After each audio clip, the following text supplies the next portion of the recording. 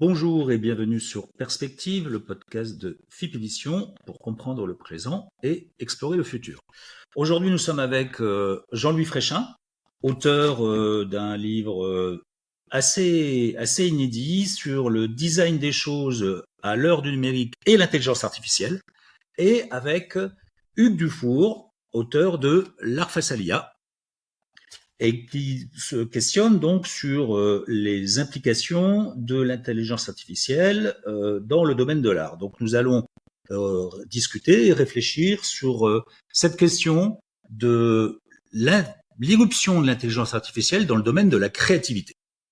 Donc, Hugues est spécialiste de ça, il va se présenter, mais donc il est concepteur de jeux vidéo, il est aussi musicien, c'est un créatif.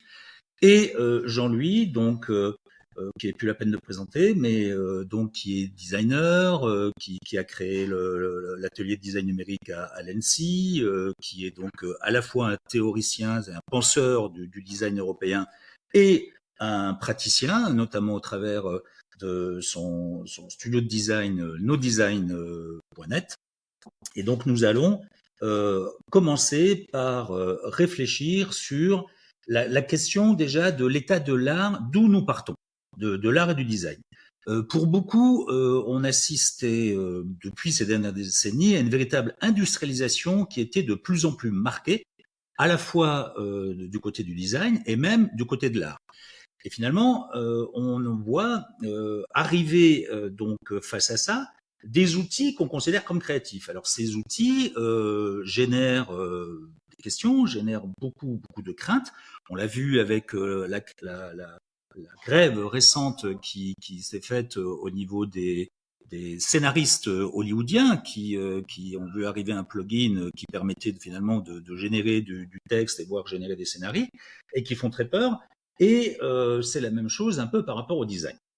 Donc en fait, j'aimerais qu'on parle d'abord de cette question, de cette industrialisation. Donc Hugues, est-ce que tu peux nous parler un petit peu de ce phénomène et finalement en quoi on a l'impression que cet art, on assiste à un art un petit peu photocopié, dont on ne percevait plus forcément l'acte créateur, dont on ne percevait plus forcément l'acte du génie humain derrière. Et est-ce que ce phénomène n'est pas favorable à la situation à laquelle on arrive aujourd'hui, c'est-à-dire un re-questionnement complet de la créativité? Alors oui, tout à fait. En fait, on peut dire que le monde actuel avait été bien préparé à l'irruption de l'intelligence artificielle dans l'art. Donc, au XXe siècle, l'art s'est industrialisé comme jamais au XXe siècle. Dans l'art contemporain, donc on a l'exemple de Duchamp, évidemment, au début du XXe siècle, avec sa fameuse pissotière. C'est la première fois qu'un objet manufacturé faisait irruption dans un musée et où l'idée primait. Donc c'était déjà un prémisse de, si l'on peut dire, de l'intelligence artificielle dans l'art, puisqu'aujourd'hui on peut créer avec une simple idée. Toujours dans l'art contemporain, on a toujours l'exemple de Jeff Koons. Jeff Koons, qui est un créateur qui délègue la plupart de ses créations à des équipes, qui créent de manière industrielle des objets manufacturés. Évidemment, tout ça a suivi la révolution industrielle du 19e siècle. On sait que Monet s'est beaucoup inspiré, par exemple, des machines à vapeur, par exemple, dans son tableau La gare Saint-Lazare, en son temps. Dans les arts populaires, évidemment, l'industrialisation est encore plus marquée avec la musique, et surtout la production des blockbusters à Hollywood, où on voit les mêmes modèles qui se répètent de film en film. Et la musique, c'est pareil, on a les mêmes modèles génériques qui se répètent de morceau en morceau, en tout cas dans la musique populaire. Et du côté du design, Jean-Louis, alors est-ce qu'on a assisté un petit peu à ce même phénomène d'industrialisation? Voilà. Industrialisation, je ne sais pas. Ce qui est certain, c'est que l'époque moderne est liée par le rapport de la création à la technologie. La Renaissance est avant tout une révolution technologique, celle de l'imprimerie et celle de l'accès à des archives, si on peut dire, enfin à la redécouverte des ouvrages de Vitruve qui sont bien sûr des ouvrages d'architecture, mais surtout des ouvrages techniques. Donc le rapport entre l'art et la technique est toujours là. La question de l'industrialisation, c'est la question de la reproductibilité de cet art. Et l'imprimerie, de fait, est un art reproductible. Ça, c'est la première chose. À côté de l'industrialisation, moi, j'ajouterais, et effectivement, au XXe siècle, Duchamp, un art sans pratique. Je le dirais pas industriel, je le dirais au contraire démocratique. C'est plutôt cette question-là qui m'intéresse au XXe siècle, c'est la démocratisation des moyens de production artistique. Euh, Andy Warhol avec ses sérigraphies, mais surtout l'arrivée de l'ordinateur, du Mac, qui a permis à plus de gens d'accéder à la tradition graphique, c'est-à-dire à la révolution de Gutenberg, à celle de la Renaissance, qui est une révolution récente, c'est les années 80, dont on pensait qu'elle allait effondrer la qualité artistique, ça a été tout l'inverse, mais qui a à côté ravagé des centaines de milliers d'emplois dans les industries qu'on appelle graphiques, c'est-à-dire les techniciens du monde de l'imprimerie. Donc la démocratisation, c'est vraiment pour moi la marque du XXe siècle. Tous les arts, effectivement, du XXe siècle, le cinéma, la théâtrophonie, c'est-à-dire les arts radiophoniques, ou la question de la reproductivité des œuvres d'art, est de fait consubstantielle au siècle que l'on vient de vivre.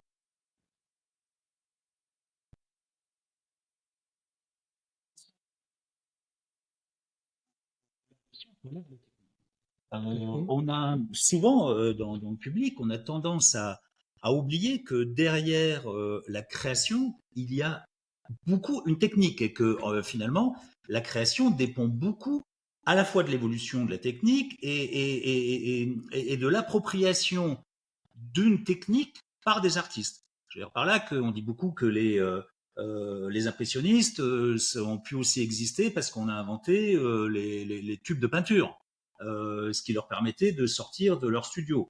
Donc, est-ce que finalement, la technique n'est pas grand-chose, mais c'est quand même elle qui permet à l'art de se renouveler? Alors tout à fait. Il y a plusieurs choses en fait là dans cette question.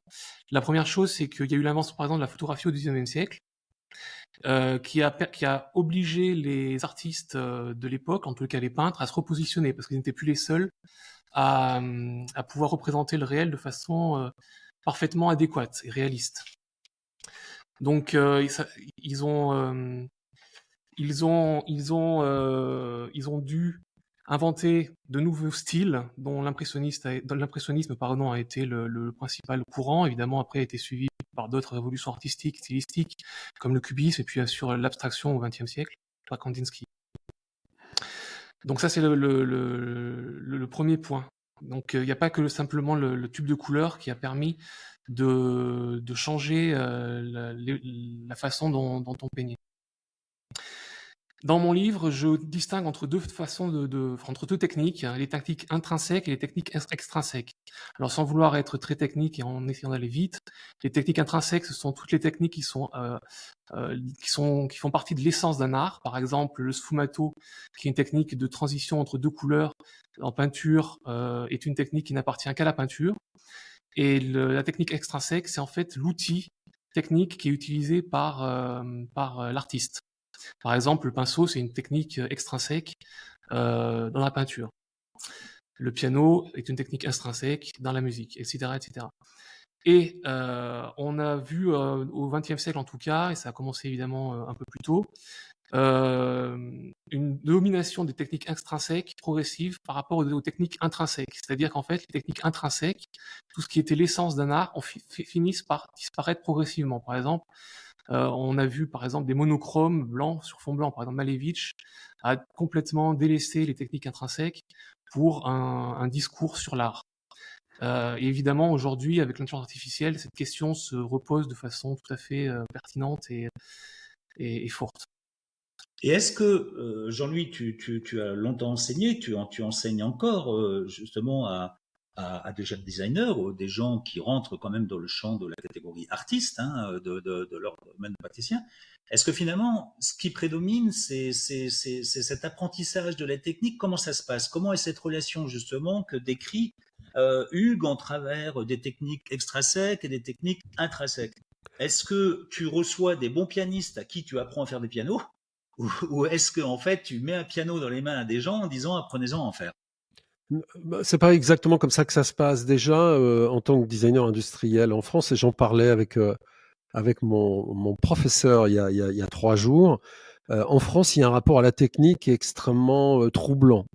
C'est-à-dire qu'il y a toujours une primauté de l'artiste sur la technique. Or, l'artiste n'existe que parce qu'il y a une technique. Donc on la méprise, mais elle conditionne l'existence de celui qui méprise la technique, ce qui est assez étonnant. Lors de la Renaissance, les ingénieurs et les artistes étaient les mêmes personnes. Brunelleschi, l'ingénieur artiste de Sainte-Marie-des-Fleurs de Florence, Michel-Ange, Bramante, Le Bernin, sont à la fois des artistes et à la fois des architectes. Et pour prendre Brunelleschi, des architectes. Alors j'ai oublié de citer Léonard de Vinci, bien évidemment. Pour ce qui est Brunelleschi, faire tenir cette coupole gigantesque lors du Quattrocento, donc à la fin des années 1400, c'est extrêmement, c'est bien la conséquence d'une maîtrise technique. La peinture, vous l'avez dit, que ça soit la peinture flamande ou la perspective de Canaletto ou les impressionnistes sont liés à des avancées techniques.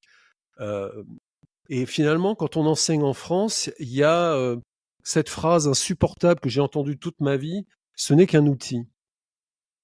Or, il n'y a pas d'exemple d'outil qui n'ait pas appliqué des déterminismes, c'est-à-dire des conséquences sur la pratique des gens qui s'en servent. Par exemple, le numérique, ce n'est qu'un outil, l'ordinateur, ce n'est qu'un outil, mais l'ordinateur change en profondeur les pratiques. D'ailleurs, on parle de pratique et plus que d'usage de l'ordinateur. Et c'est là qu'est l'espace intéressant. Après, les marchands de technique veulent répondre à des besoins simples et prétendent nous dire voilà comment vous allez utiliser tel ou tel outil. Et là, ça commence à être intéressant parce que une technique intéressante, c'est une technique ou une technologie qu'on peut s'approprier, voire adopter, mot que je préfère. Adopter, c'est aimer, approprier, c'est posséder. Bon, je préfère parler d'adoption. Et on l'utilise pour autre chose. Toute la naissance du Mac, pour prendre quelque chose que j'ai connu, porte ces détournements d'usage. Le vieux logiciel Director n'a pas été inventé pour faire des CD-ROM multimédia, mais il a été utilisé pour le faire. Photoshop était un logiciel de photogravure. Il a servi à retoucher des jeunes femmes pour la mode, etc., etc. Et finalement, ce qu'on apprend à des élèves en design industriel, c'est le projet, encore un mot italien, qui vient du mot italien disegno, qui veut dire finalement l'ambition, le dessin. Donc ce mot projet, la progettazione en italien, c'est combiner des objectifs, des missions, des ambitions, des moyens et la condition de sa mise en œuvre. Et c'est ça qu'on apprend dans les écoles de design finalement. Mais donc, je ne sais pas si Hugues, tu veux compléter sur ça, mais où est la question, où se trouve alors le talent ou le génie aussi bien dans l'art que dans le design? Alors, Est-ce que c'est finalement la capacité à, comme tu le dis, adopter une technique, c'est-à-dire aimer une technique et la faire sienne et où se place le talent? Est-ce que c'est la meilleure maîtrise technique où se place le génie et le talent dans cette démarche, dans cette approche? alors là, je voudrais intervenir juste sur cette question-là, parce que j'en ai parlé beaucoup dans mon livre. Il y a une différence entre le génie et le talent. Le génie serait la faculté à avoir des idées, le talent, ça serait le savoir-faire, en fait. Le pouvoir d'appliquer les idées qu'on a en tête. Il y a une phrase dingue que j'aime bien qui dit « Avec le génie, on fait ce qu'on peut, avec le talent, on fait ce qu'on veut ». Et avec l'intelligence artificielle, il n'y a plus besoin d'avoir de savoir-faire, ni de talent, entre guillemets, mais le génie est encore sollicité si le génie, c'est les idées, puisqu'en fait, les prompts ne représentent que des idées qui sont injectées à la machine pour qu'elle puisse réaliser une œuvre. Donc, avoir du génie, c'est encore quelque chose, c'est encore une pertinence aujourd'hui. Avoir du talent quand on utilise l'intelligence artificielle, ça n'a plus aucune pertinence, puisque le savoir-faire n'est plus requis. On reviendra sur cette idée effectivement du prompt et notamment la question des interfaces parce que Jean-Louis dans son livre propose une réflexion étonnante et très révélatrice sur la question de qu'est-ce que l'interface entre l'outil et finalement l'humain. Il a une grosse réflexion sur ça. Mais pour toi, Jean-Louis, donc la question du talent et du génie, elle se place où dans l'art? Alors, c'est une question qui me passionne parce que dans la presse, pour le dire clairement, de gauche, et suite à des travaux d'une chercheuse du CNRS, la notion de talent a été largement contestée, détruite, etc. Comme si il fallait absolument dire qu'on est tous pareils et faire que la gauche, qui est prétendument humaniste, se plie aux lois des ressources humaines qui veut que dans une entreprise, tout le monde soit pareil. Alors, il n'est pas question de génie dans ces questions-là, mais de talent. Les savoir-faire ont une importance. Quand je déjeune à la cantine de la purée, celui qui a fait la purée a certainement un talent, un savoir-faire pour faire de la purée qui me permet de m'alimenter. Quand c'est Pierre Troisgros qui fait cette purée, qui est fait dans le même type de récipient, avec les mêmes types d'ingrédients, des pommes de terre, de l'eau, du sel, un peu de beurre. Alors, je vous concède que le beurre puisse être un petit peu plus sophistiqué. Le résultat n'est pas le même. Et entre les deux, ce n'est que du savoir-faire et une recette connue. Donc, ça veut dire que la notion du talent, elle est quand même malgré tout là. Alors, ce que voulait dire cette chercheuse, c'est surtout finalement l'acquis qui fait la différence plus que l'inné, et que le talent, c'est une affaire d'acquisition, alors que le génie serait une affaire d'acquis. Bon, on peut accéder à ces interrogations-là, tout à fait, mais c'est la dimension un peu égalitariste, si française, dans laquelle était posé ce débat, qui était finalement insupportable, plus que le livre en lui-même, qui est finalement assez intéressant. Mais oui, donc ça vient aussi de l'idée qu'on est plus dans l'expression artistique est plus liée à un épanouissement personnel.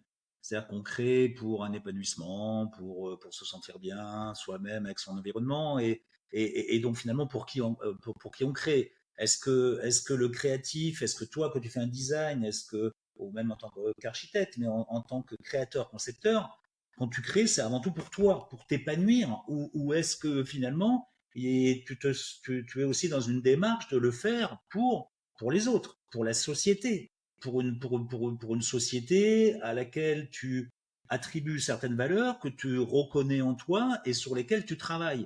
C'est peut-être ça aussi une différence. Est-ce que l'acte créatif, c'est juste le loisir personnel, l'épanouissement, tout le monde va dessiner une fleur et toutes elles sont belles, ou est-ce qu'effectivement ça s'adresse à autre que soi?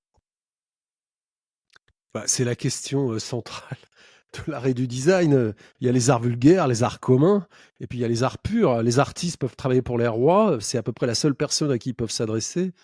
Les designers parlent à tout le monde, donc ils sont vulgaires par définition. Toute la difficulté du design, c'est d'avoir un moteur qui est intime, parce que le moteur de la création, c'est l'ego. Sans ego, on ne peut pas faire des synthèses créatives ou des synthèses qui sortent du champ de la pure rationalité. Mais on a l'obligation, par nature, à une altérité, c'est-à-dire à une dimension exogène du rôle de l'œuvre produite. L'autre est important dans le design, alors que le regard d'un artiste est proposé au monde, on peut s'en saisir ou pas. Quand je fais une cuillère, elle doit pouvoir rentrer dans la bouche des humains, ça a le mérite d'être clair. Il n'y a pas de valeur de jugement entre les deux. Les deux sont nécessaires à une humanité.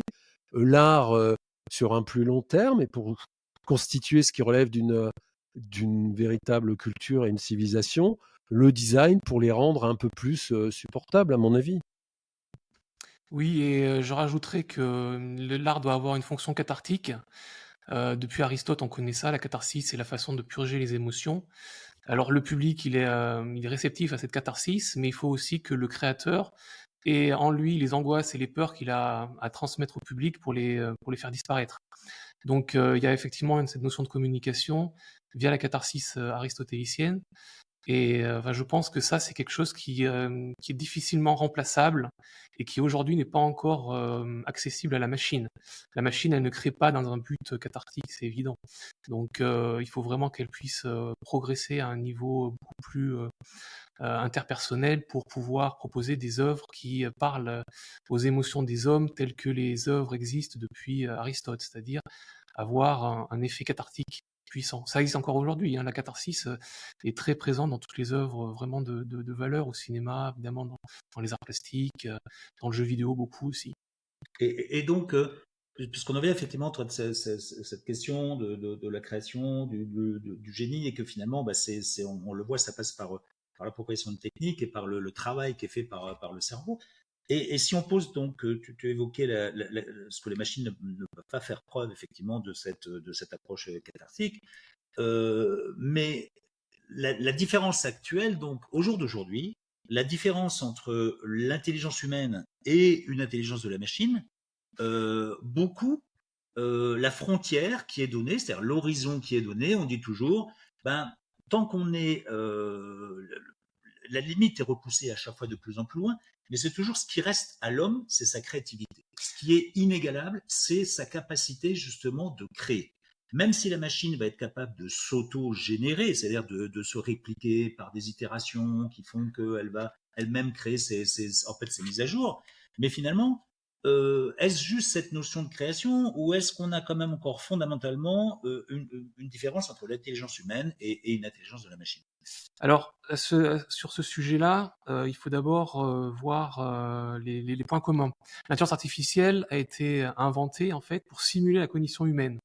Aujourd'hui, par exemple, Yann Lequin définit l'intelligence humaine. Donc Yann Lequin, c'est le directeur du pôle intelligence artificielle chez Meta Facebook. Et il dit que c'est voir, raisonner, agir et créer. Donc pour voir, il est à l'origine des réseaux convolutifs qui ont permis à la machine de voir et de reconnaître des formes et des objets dans des images. Agir, la machine peut agir, hein, on voit avec des robots. Raisonner, ça, elle n'est pas capable du tout de le faire pour l'instant. Donc ça, c'est vraiment un gap à passer. Et créer, alors la question, évidemment, on se la pose aujourd'hui, mais elle serait sensiblement apte à créer des œuvres qui ont l'air plus ou moins originales, en tout cas. Originales dans le sens à la fois inédite ou en tout cas ressemblant à une création humaine.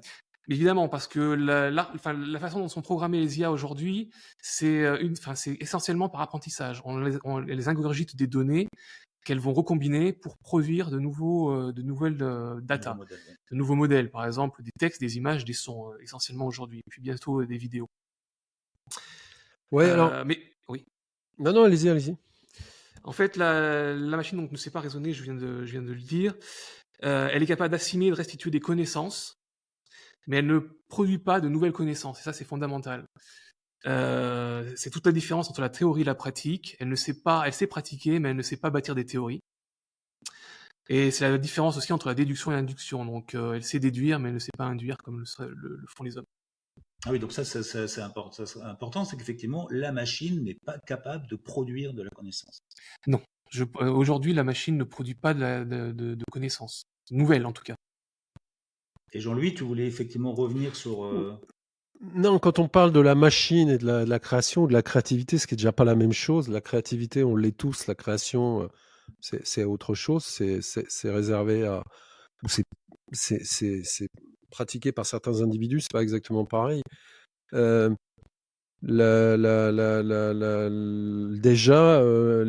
alors si les machines ont une forme de similarité aujourd'hui, les cultures sont pas les mêmes. On parlait de ce que j'enseignais aux designers, mes élèves.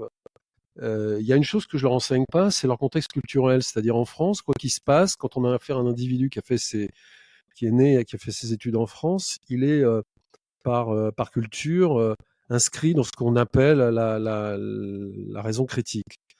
C'est un peu, ça s'inscrit dans la rationalité française. C'est toujours là. Et donc la création française, elle est très liée à cela. Notre manière d'aborder l'innovation et le nouveau, elle est liée d'abord à une compréhension, ensuite à une action. Contrairement, par exemple, aux anglo-saxons, notamment aux américains qui sont plus empiriques, ils agissent et ils théorisent ensuite. Ou les Italiens qui sont beaucoup plus dans le praxis, c'est-à-dire dans ce qu'on pourrait appeler une forme d'apologie de la bella macchina, c'est-à-dire d'une mise en œuvre qui, par nature, est cohérente et élégante. Ou nos amis allemands, je parle dans l'enseignement du design, ce n'est pas des caricatures de civilisation, sont dans le Maschinenbau, c'est-à-dire l'extension de la Gestalt théorie, c'est-à-dire le tout est supérieur à la somme des parties, et cet ensemble doit être harmonieux pour être ensemble et bien fonctionner. Donc déjà, on voit dans un périmètre de moins de 1500 km, il y a des différences gigantesques entre les enseignements et les pratiques. Alors les machines, elles sont assez mal à l'aise avec ça, bien que pour ce qui est des IA de machine learning, puisqu'il n'y a pas que des IA, enfin il y a différents types d'IA comme il y a différents types de cultures, elles peuvent singer ces éléments-là, mais c'est des éléments très subtils. La raison critique ne se voit pas dans un projet. Quand on peut regarder un projet de Stark, tant qu'on l'a pas écouté, on comprend pas ce que ça veut dire la raison critique dans un projet de Philippe Stark et qui permet de comprendre l'ensemble de ses propositions. Idem pour Andrea Bronzi qui vient de disparaître, assez radical, parmi ces révolutionnaires un peu anti-industrie des années 70 en Italie. On ne peut pas comprendre son travail sans avoir ces éléments-là. Comme dans l'art contemporain qui est très bavard également, hein, c'est la même chose. Donc en fait, l'IA, c'est d'abord essentiellement, ça a été dit, un perroquet stochastique, c'est-à-dire quelque chose qui répète l'existant, qui peut un peu le transformer, mais rarement au-delà, et qui est très fort dans la manière de. Et avant que tu reprennes, Hugues, je voudrais Jean-Louis, que tu nous réexpliques la différence donc, entre création et créativité. C'est-à-dire, est-ce que l'univers est une création ou est-ce que c'est quelque chose qui a nécessité de faire preuve de créativité? La créativité, c'est une attitude de l'esprit à mettre de l'irrationnel dans un raisonnement continu. C'est une aptitude que tous les humains ont. Une blague à un enfant, une répartie à propos au bistrot, une manière de plier ses chemises plus rapidement, c'est de la créativité. Cette créativité-là, elle n'a rien à voir avec l'art et avec la création. La création, c'est mettre au monde quelque chose de nouveau. Hein, littéralement, un éleveur, de bétail dans les langues espagnoles, on dit c'est un créateur, un creador. Donc, c'est vraiment mettre au monde quelque chose de nouveau. Et la création et a une dimension plus spontanée, ce qu'on peut opposer à la conception, qui est la mise en œuvre de concepts, qui est l'art de l'ingénieur, hein, résolution de problèmes par la mise en œuvre de concepts scientifiques et technologiques. Donc, être un créateur et être créatif, c'est pas la même chose. Alors, dans le monde marchand, industriel, de l'entreprise, on parle beaucoup de créativité. J'étais au lancement de la nouvelle version du logiciel Adobe bardé d'intelligence artificielle dans tous les secteurs du jeu possibles et imaginables. On n'a parlé que de créativité. Le mot création n'a jamais été prononcé une seule fois. Mhm. Donc on est dans une espèce, on en parlait au début, d'une industrialisation d'une singularité qui est très à la mode. Hein. On est tous créatifs, on est tous artistes, et comme disait Andy Warhol, on va tous avoir un quart d'heure de célébrité. Mais ça n'a strictement rien à voir avec la création. Et ce dont on parle ici, art design, c'est une affaire de créateur, c'est pas une affaire de créativité. Qu'on soit passé par une école ou pas, le fait d'être créatif, c'est une évidence. Mais tout le monde est créatif. Donc ça fait pas une singularité au départ. Donc c'est un peu ce que tu disais, Hugues, toi, par rapport au fait que la machine n'est pas capable de produire de la connaissance. Donc en fait, finalement, peut-être que ça dépend aussi des formes d'IA. Comme le disait Jean-Louis, même un créatif ou un créateur emporte sa culture avec lui et donc elle permet d'avoir une grille d'interprétation dans ce qu'il a créé. Est-ce que les différentes formes d'intelligence artificielle ont aussi leur propre grille, donc finalement culturelle entre guillemets, mais donc finalement, on peut dire que les IA actuelles, que ce soit sous leurs différentes formes, hein, aussi bien de génératives que pour créer du LLM, ou pour créer des images, etc. Ce que je comprends de ce que me dit, au travers de ce que me dit Jean-Louis, c'est qu'elles peuvent être effectivement faire preuve d'une certaine forme de créativité en fonction finalement du contexte dans lequel elles ont été produites elles-mêmes, mais la création, on en est encore très très loin. Tout à fait. Mais bon, en fait, il faut distinguer entre plusieurs types d'IA, c'est vrai. Il y a les IA génératives. Alors aujourd'hui, elles sont extrêmement à la mode grâce au phénomène ChatGPT, hein, qui est devenu un logiciel très très populaire, qui est typiquement une IA générative, et Midjourney, qui est un peu plus vieux, qui date de début 2022, et qui permet de créer des images. Donc c'est vraiment les deux logiciels les plus populaires à l'heure actuelle et qui ont redéfini ce qu'était une IA grand public. Et donc quelque chose de très accessible via une courte séquence d'instructions qu'on appelle le prompt. Mais il y a effectivement d'autres systèmes plus anciens, comme les systèmes experts, en fait, qui sont des systèmes logiques qui fonctionnent, pour être concret, du type de la boucle logique si alors. Alors il y a d'autres boucles, il y a tant que, etc. Et ça permet en fait d'ingurgiter un peu d'aléatoire à l'intérieur de la machine, qui va en fait, via des algorithmes plus ou moins complexes, lire la séquence d'instructions de façon linéaire sans qu'on ait besoin de lui ingurgiter des données. En fait, le gros problème de l'IA générative aujourd'hui, c'est qu'on est obligé de les entraîner avec des données gigantesques. Par exemple, ChatGPT, c'est 2700 milliards de données qui lui ont été fournies et on peut guère aller au-delà pour être tout à fait raisonnable. Parce que ça a vraiment un coût exorbitant. Aujourd'hui, il y a beaucoup de recherches en IA qui sont dirigées vers l'hybridation entre les systèmes experts et les systèmes par apprentissage, justement pour délester un peu les IA de tout cet apprentissage qui est très coûteux.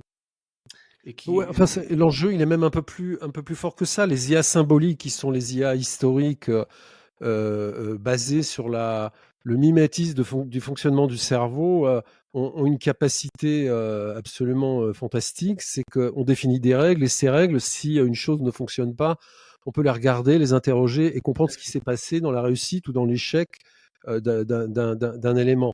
Ce qui est extrêmement important pour, par exemple, des IA symboliques utilisées dans les gestions de feux rouges, comme à Paris ou à Bordeaux ou à Lisbonne. Ce qu'on appelle en bon français les logiques floues, les fusils logiques dans nos micro-ondes pour s'adapter, ou dans nos machines à laver pour s'adapter au linge, etc. Enfin, de l'IA, il y en a partout dans le très grand public depuis très longtemps. Et ces IA sont explicables, donc elles sont extrêmement utilisables dans des choses dans lesquelles il y a des conditionnements de sécurité importants. Et quelque chose qui, hélas, revient à la mode, le monde de l'armement, par exemple. Les IA d'apprentissage, les IA de machine learning, c'est typique de l'approche américaine pragmatique. C'est un peu une technique de bourrin, c'est-à-dire, puisqu'on ne sait pas être intelligent, on va faire de la force brute. Alors, ça donne des résultats extraordinaires. Il se trouve que Yann Lequin est un des maîtres de cette technologie, machine learning et sur sous-modèle deep learning.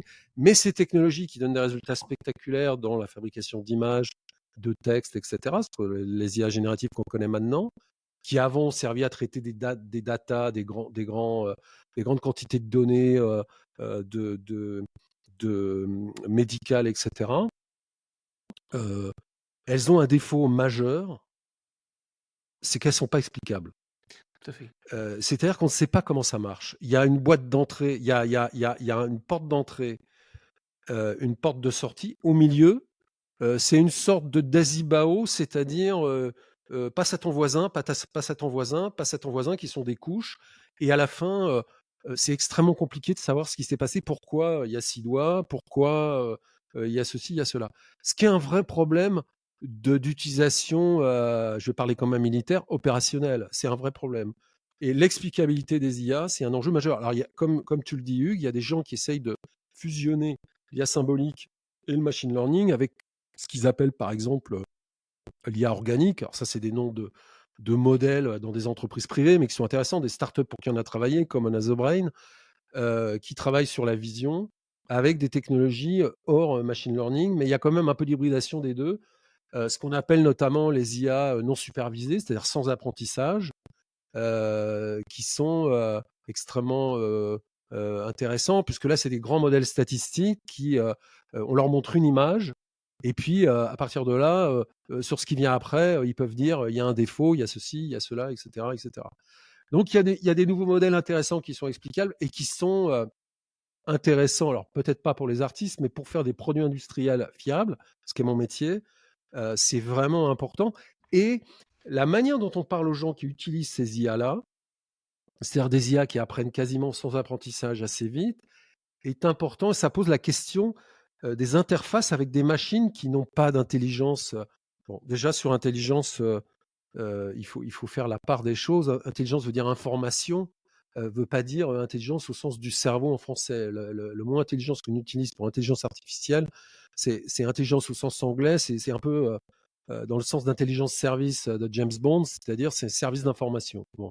Service d'information automatisé statistique. Voilà ce que c'est, ce dont on parle depuis le début. Mais ces nouvelles IA non supervisées ouvrent vraiment des portes extrêmement intéressantes. Et l'hybridation, c'est-à-dire le renouveau des IA symboliques, est également sur le devant de la scène. Maintenant que la puissance est là, qu'on a tout ce qu'il faut pour faire des calculs, notamment par exemple sur la dépendance, et j'en terminerai là, sur la dépendance d'interrogation d'énormes serveurs hyperscale.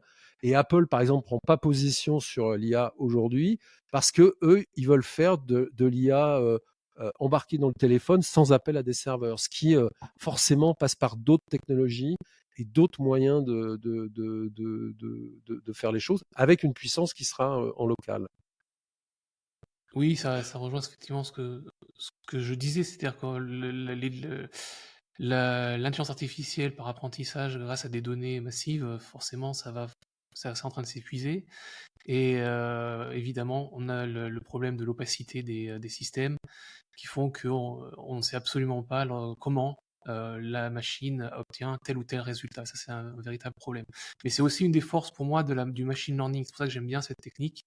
C'est parce que elle permet de se coder elle-même. On n'a pas besoin. Enfin, il y a bien sûr un algorithme derrière, mais elle ajuste des paramètres en fonction des données qu'elle ingurgite.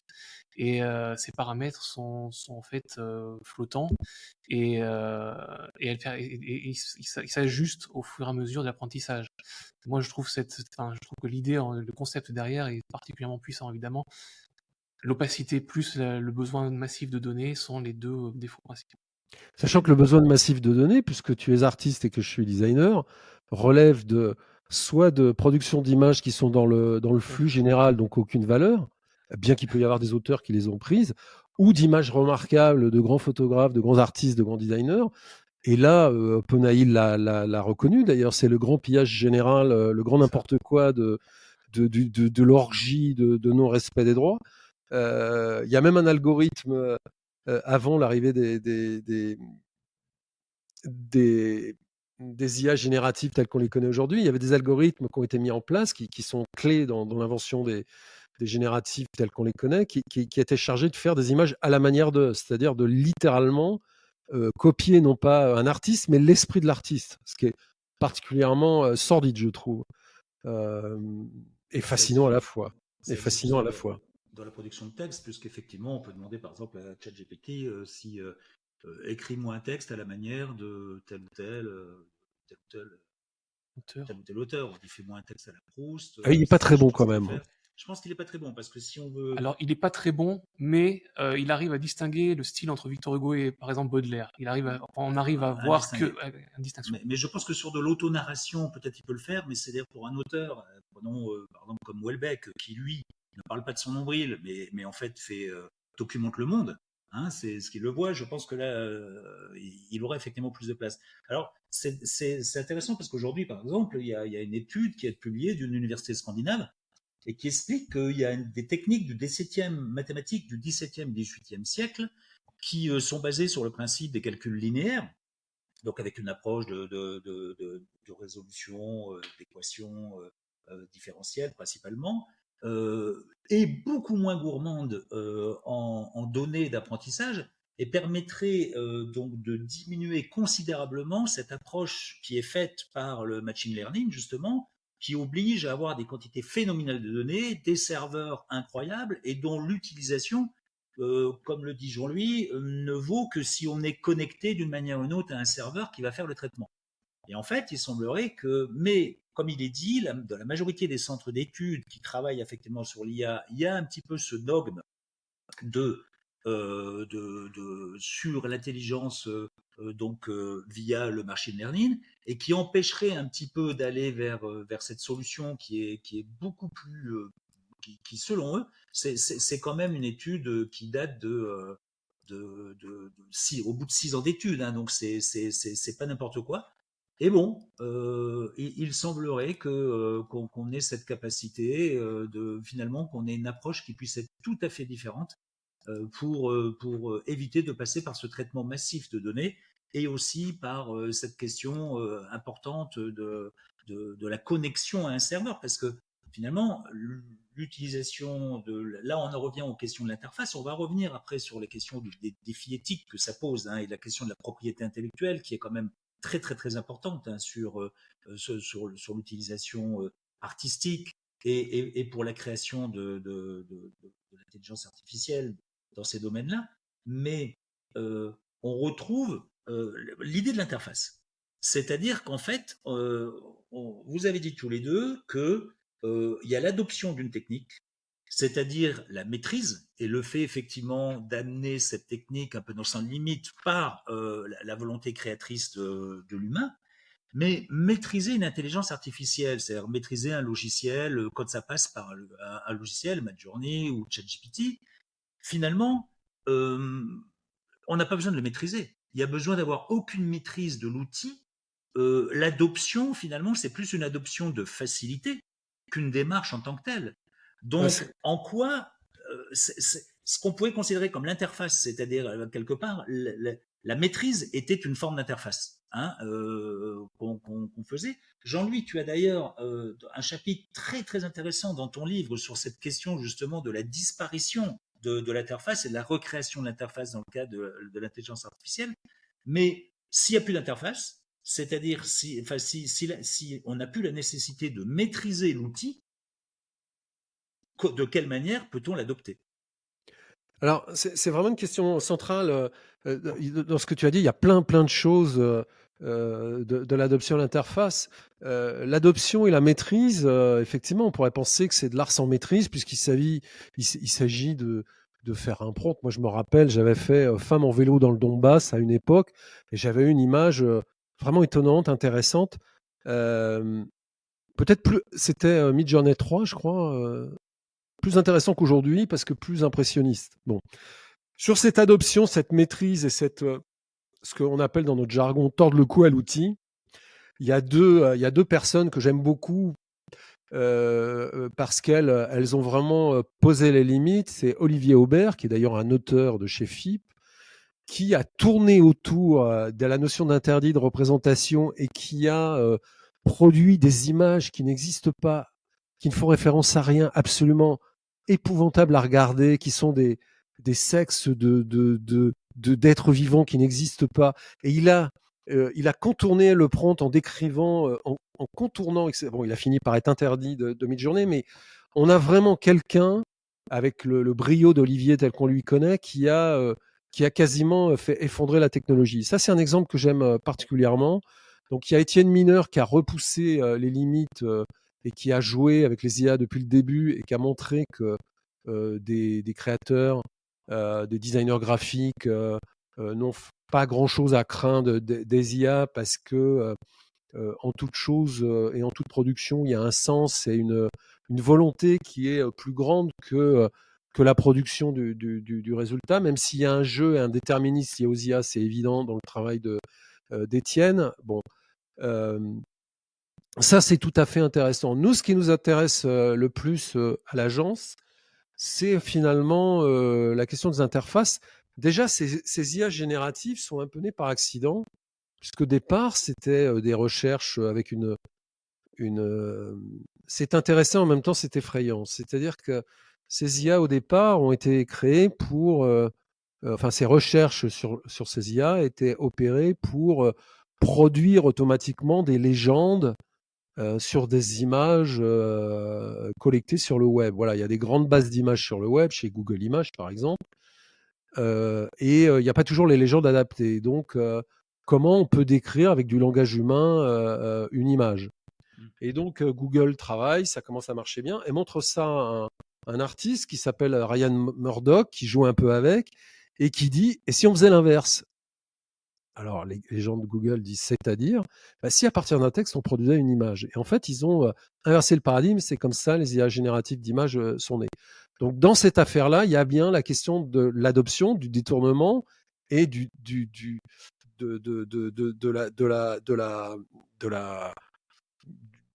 la violence faite à l'outil pour lui faire faire ce qui n'était pas prévu au départ. Et c'est un artiste qui a permis ça, c'est intéressant de le dire. Après, la question qui m'intéresse, c'est ces possibilités de générer, finalement, remettre en question la manière dont on travaille sur les outils tels qu'on les connaît depuis l'apparition des interfaces graphiques sur le Mac, bon, avant que Xerox, puis on peut remonter jusqu'au MIT, mais partons du Mac pour faire simple. C'est-à-dire une décomposition en fonctions et en tâches de l'ensemble des choses qu'on a à faire. Donc, pour chaque chose qu'on a à faire, par exemple le détourage, il faut choisir un outil, sa finesse, la stratégie de détournement. On détourne, on règle on décide quand on fait une sélection ou pas, on l'affine avec un peu de flou. Enfin, ça prend un temps infini. Et ça, c'est qu'une des tâches dans la trentaine de tâches qu'on a pour faire une image. Avec les interfaces nouvelles, on va pouvoir travailler en mission et en objectif, c'est-à-dire ce que je veux faire plutôt que comment je vais le faire. Et ça change beaucoup de choses. Alors, bien évidemment, le prompt, c'est le degré zéro de ces interfaces-là, bien qu'elles fassent un clin d'œil à la ligne de commande, c'est-à-dire finalement être au plus près de la machine. Donc, d'un point de vue intellectuel et artistique, ça doit plaire dans les écoles, mais dans la vie réelle, c'est un peu sec quand même. Ça participe également au rêve des langages informatiques de haut niveau, c'est-à-dire quasi ressemblant à l'anglais, Hypertalk, Smalltalk, Hypercard pour ceux qui connaissent, Smalltalk d'Alan Kay, etc. Et grosso modo, à l'arrivée, on va passer de modéliser avec un logiciel de 3D, ce qui est à peu près plus complexe qu'on peut faire sur nos machines aujourd'hui, à générer. Et ça change beaucoup de choses. Alors, on peut l'imaginer également pour la musique, pour tout un tas de trucs. Nous, on travaille en ce moment beaucoup sur des nouvelles interfaces musicales avec ces technologies-là. Mais pour en faire des outils qui, et ça, c'est un mot-clé chez No Design qui est très important, ne vont pas changer l'expérience d'usage des outils, mais plutôt vont donner du pouvoir d'action. C'est-à-dire vont permettre des pratiques, des super pratiques ou des hyper pratiques. C'est-à-dire une démocratisation, permettre à des créateurs de faire plus avec leurs outils du quotidien, ce qui est finalement le Mac a fait. Hein. Et cette révolution des IA, elle est peut-être l'aboutissement de la révolution numérique. On pensait que c'était l'ordinateur, après on a pensé que c'était le web. Ben, c'est peut-être ça finalement la vraie révolution industrielle et ce dont on se souviendra dans les 200 prochaines années de nos années 80-2020, de ces 40 ans qu'on vient de vivre là, c'est les débuts de l'intelligence artificielle et les vraies conséquences que ça va avoir sur nos vies. Donc, c'est la question des interfaces, c'est-à-dire du dialogue avec les machines et de comment on reste des humains, est vraiment, pour moi, la question qui, en tant que designer, m'obsède le plus et qui est un champ d'opportunités. Et on est tous un peu égaux là avec nos amis américains. La technologie, elle est un peu brute. Maintenant, il faut voir comment on peut la domestiquer pour la rendre plus sensible et plus sensée. Je rajouterais simplement qu'aujourd'hui, il y a un nouveau métier qui est en train d'apparaître, puisque évidemment l'IA est en train de créer de nouveaux métiers, elle en détruira certainement, mais elle en créera aussi de nouveaux. C'est le métier de prompt engineering, donc le métier d'être ingénieur prompt. C'est un des métiers qui est les mieux rémunérés aujourd'hui dans la Silicon Valley. Il s'agit en fait de quoi? Il s'agit de réussir à comprendre la machine de telle sorte qu'on puisse lui parler pour qu'elle nous réponde de façon la plus adéquate possible et la plus pertinente. Donc ça veut dire qu'on a quand même en fait encore une boîte noire. C'est ça qui est aussi, Hugues, Ouais. dans ton livre L'art face à l'IA, c'est que c'est vraiment le livre qui permet de comprendre très clairement ce que c'est qu'une intelligence artificielle, et puis les différentes formes qu'il y a, et cette partie effectivement de relation à la technique, c'est très limpide, c'est vraiment un livre qui permet de comprendre tout ça et d'ouvrir vraiment des horizons nouveaux. Mais toi, qu'est-ce que tu en penses de ce que dit Jean-Louis par rapport à cette idée de pouvoir d'action? Est-ce qu'effectivement l'IA, dans le domaine artistique, donne un nouveau pouvoir d'action, ou est-ce que effectivement il faut toujours passer finalement par un intermédiaire qui lui va être capable de générer des prompts et de faire des choses? Jean-Louis nous dit l'intérêt, c'est qu'en fait il faut une intention. Si on a une intention et un objectif, on demande à la machine finalement de nous conduire, c'est-à-dire de nous accompagner sur le chemin de cet objectif, ou d'y aller toute seule, sans qu'on sache justement le chemin qu'elle a pris, mais enfin en tout cas il y a un objectif qui est derrière. Est-ce que cet objectif, dans ce que tu dis, on a l'impression que finalement il y a des intermédiaires, et l'intermédiaire il est juste là pour essayer de faire comprendre, à la machine quelque chose dont on n'est pas certain qu'elle comprenne vraiment le sens. Donc, est-ce qu'il y a vraiment un pouvoir d'action qui est donné au créateur par l'intelligence artificielle? Bon, c'est vraiment une question centrale, effectivement. Le, le pouvoir d'action, il est défini par l'intelligence artificielle qui est capable de nous donner des leviers d'interaction euh, pour approfondir en fait nos idées. Donc dans un premier temps, on a beaucoup vu que les artistes s'en inspiraient enfin s'en servaient pour produire un maximum de clichés ou d'images qui vont pouvoir les inspirer en retour. C'est-à-dire que toutes les images qui sont produites par l'intelligence artificielle ne vont pas être reprises telles quelles, mais seront utilisées par les artistes comme source d'inspiration.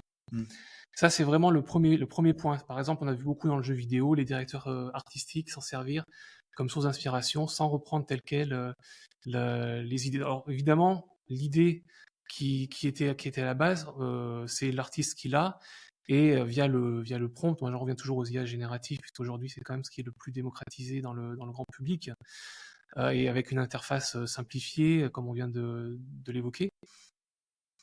Ça c'est le premier point, donc vraiment une source d'inspiration. Ensuite, et là on va faire un peu de prospective, je pense que les machines hybrides, donc comme on l'a dit tout à l'heure, entre le système expert et les systèmes par apprentissage, vont nous permettre de collaborer de façon beaucoup plus étroite avec la machine et de donner corps à des idées beaucoup plus personnelles, et avec un champ d'action sur la machine beaucoup plus étroit.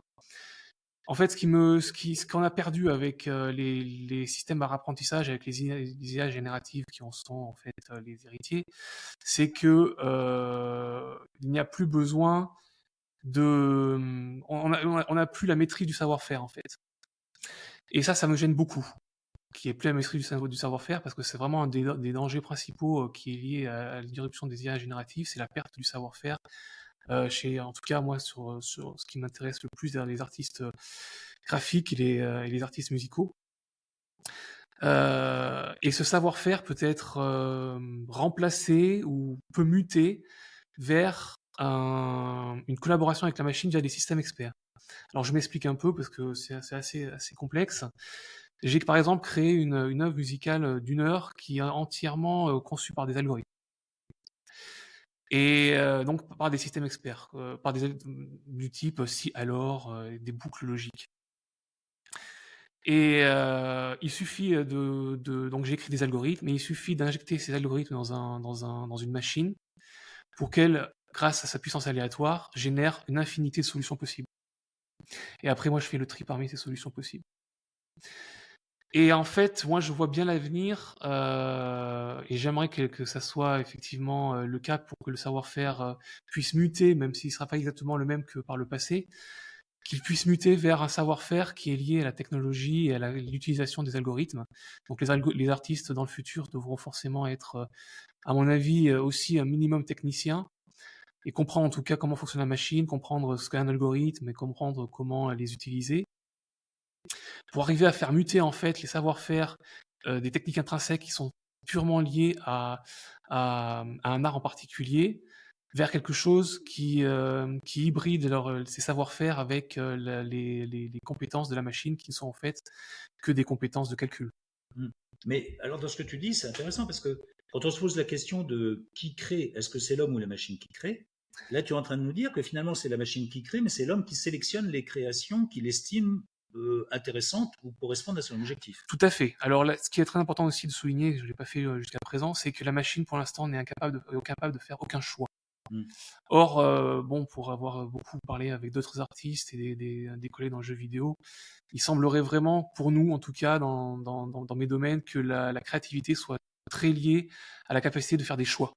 D'accord. Et ça, la machine n'est absolument pas capable de faire des choix. Donc effectivement, l'artiste à ce moment-là, c'est-à-dire que le fait de travailler avec une machine, je demandais à Jean-Louis d'approfondir aussi sa réflexion sur ce qu'il a à dire sur le sujet, Mais c'est pas tant être capable de dialoguer avec elle, etc. Ça, c'est des interfaces qui vont évoluer, mais c'est finalement lui demander de produire des choses et d'être capable de faire le tri dans ce qu'elle produit, parce qu'elle-même ne sait pas qu'elle fait de l'art, ou Ah, elle-même ne tout sait à pas qu'elle fait fait. de la création. Elle produit à l'aveugle, hein, ce qui est un peu un comble, Ouais. mais elle ne sait absolument pas pourquoi elle le fait, ni comment elle le fait, ni comment elle le fait d'ailleurs, c'est vrai.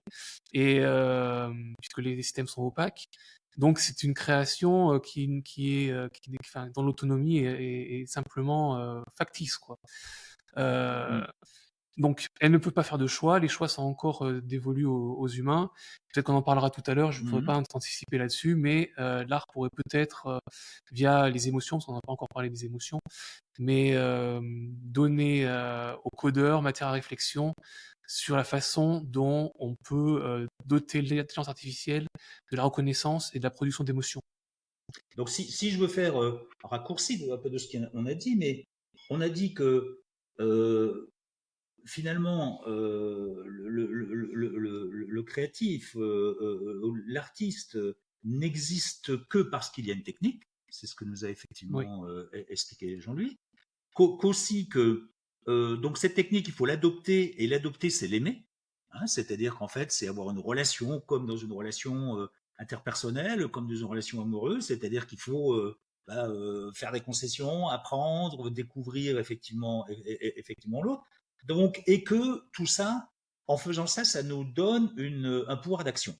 Mais dans le cas que tu dis, par exemple, c'est que moi, si je suis la personne qui possède le serveur sur lequel tu fais tourner des algorithmes, je sais pas, Amazon ou n'importe quoi, j'ai les serveurs. La propriété intellectuelle, toi, tu ne fais que sélectionner ce qui a été généré sur ces serveurs.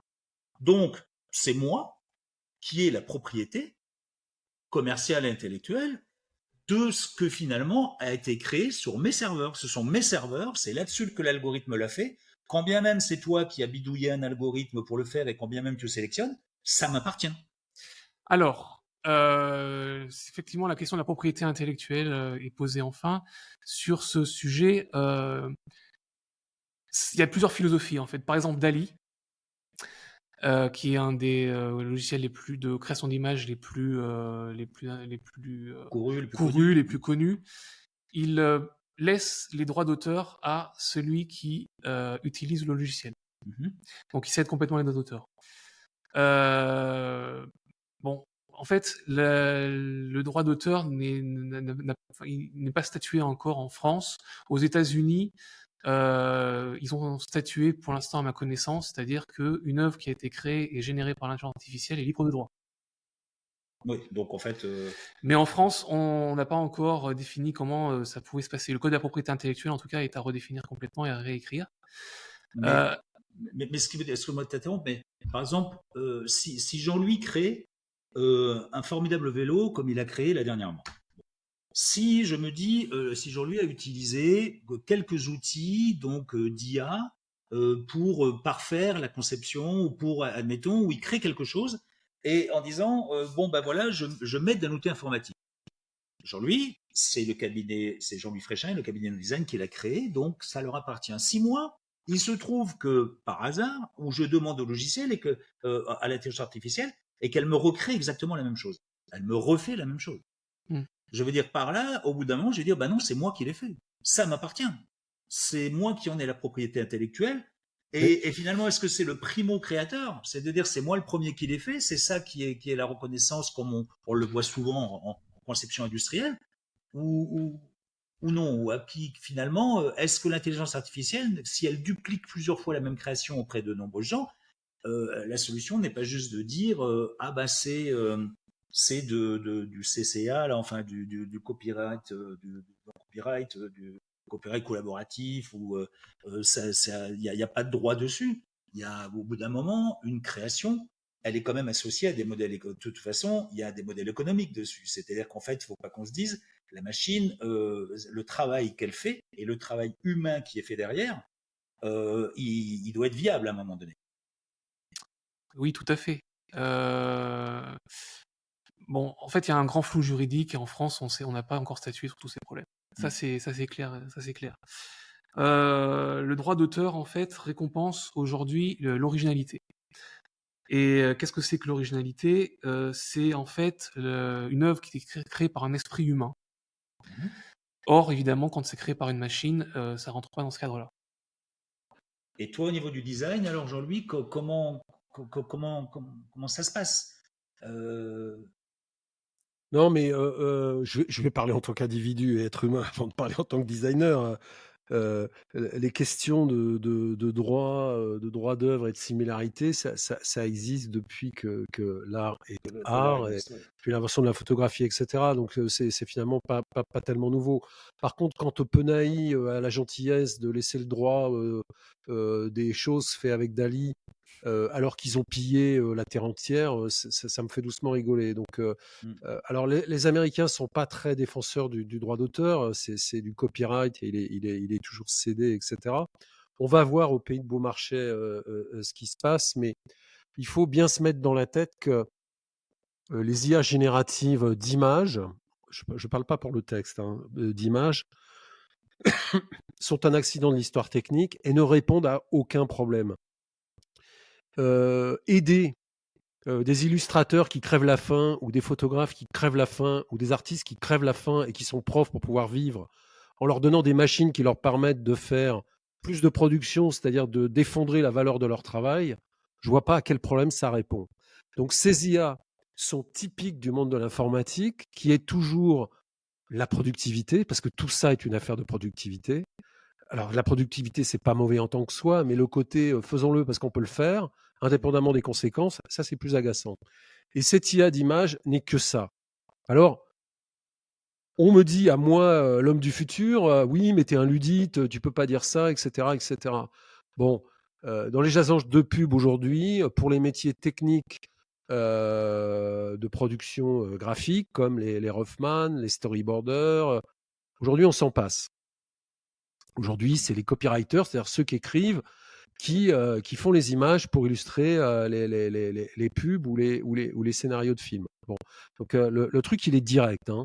Donc l'intérêt de tout ça, là, du fantasme de recherche, etc., c'est la productivité. Et effectivement, les artistes de très bon niveau, les créateurs de très bon niveau, comme ceux que j'ai cités tout à l'heure et d'autres, vont jouer avec, ça va être intéressant. Mais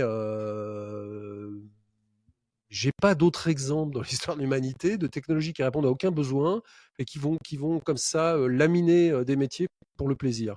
Je vois pas très bien. Alors, je sais qu'il va en sortir du meilleur et qu'il y aura des gens comme Mineur ou Olivier Aubert, j'en ai parlé, et d'autres, qui vont faire des trucs intéressants. Mais le pape en doudoune, excusez-moi, c'est pas intéressant du tout.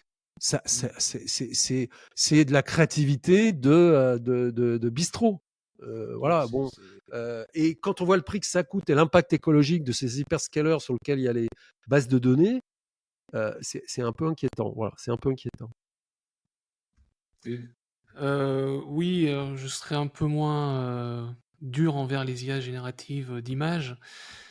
Pour moi, elles permettent, enfin, évidemment, c'est peut-être un gros mot, mais la démocratisation de l'art 2.0. C'est-à-dire que il y a eu une première démocratisation de l'art qui a été voulue par Malraux, qui était de rendre la culture accessible au plus grand nombre.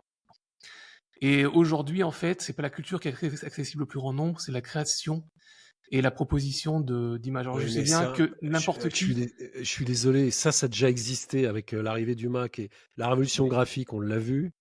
Donc, il y a un renouveau typographique, c'est certain, c'est formidable, mais des milliers de métiers disparus. Et c'est quand même une idée très, je ne sais pas si dire très française ou très démagogique, de prétendre que tout le monde peut être artiste. Est-ce qu'on a besoin d'avoir C'est 70 millions alors de personnes artistes en France? artiste, Je ne sais pas, je crois alors pas. là, en fait, moi, comme je travaille dans le jeu vidéo, il y a quelque chose qui est très intéressant dans ces IA, c'est qu'elles permettent de créer rapidement du contenu et Eh du ben voilà, contenu en masse. productivité, mais produire rapidement du contenu, quel rapport avec l'art et la création?